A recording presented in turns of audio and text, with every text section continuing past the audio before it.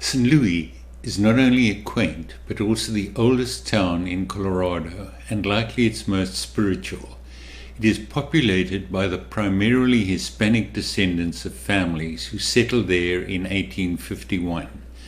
You'll find St. Louis in south central Colorado, not far from the New Mexico border, and just 60 miles north from Taos.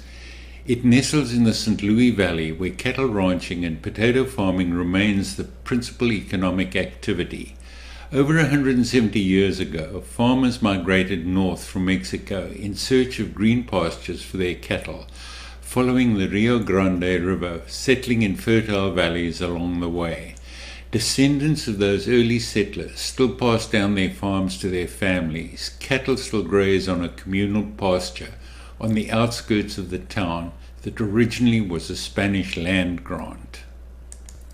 St. Louis remains small, embracing less than 1,000 souls, thus not inviting a crush of visitors. It is surprisingly cold in the winter and blistery hot in the summer due to its altitude of close to 8,000 feet. Spring and autumn are enchanting, especially when the chamisa or rabbit bush blooms. Business comprises a truck and car repair shop, a grocery store, the sheriff's office, and a courthouse that dates back to 1880.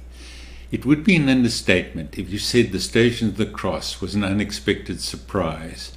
For Christians, it represents Mount Calvary.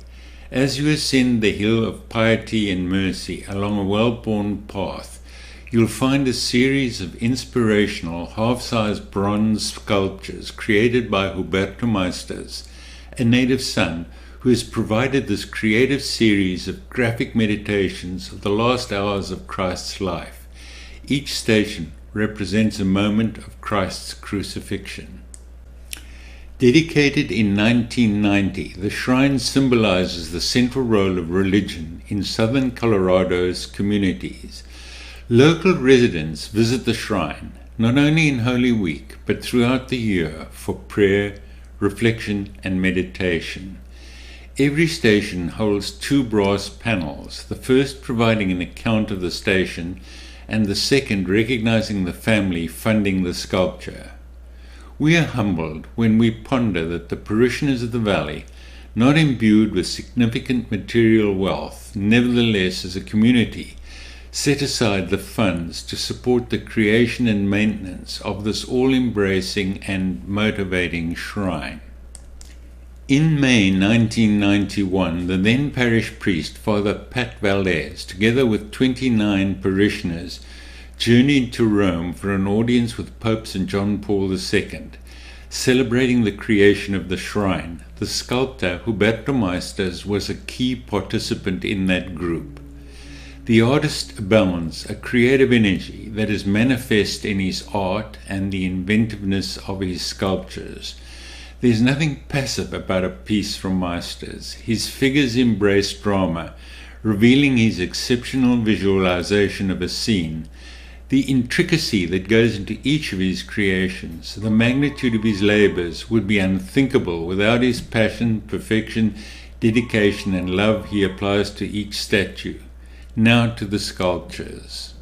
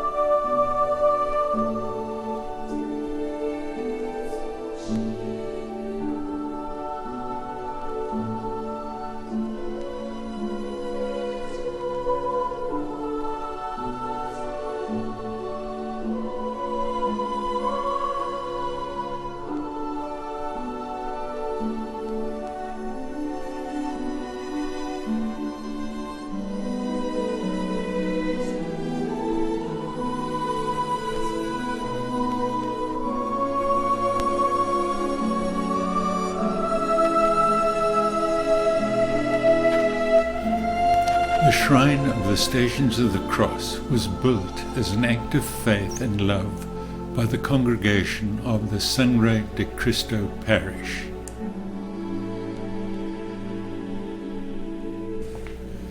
The mission statement of the parish was the inspiration for the establishment of the shrine, which reads, "We want a place of prayer and solace, open to members of all faiths and goodwill, and anticipate that those visiting will find consolation and peace in their life."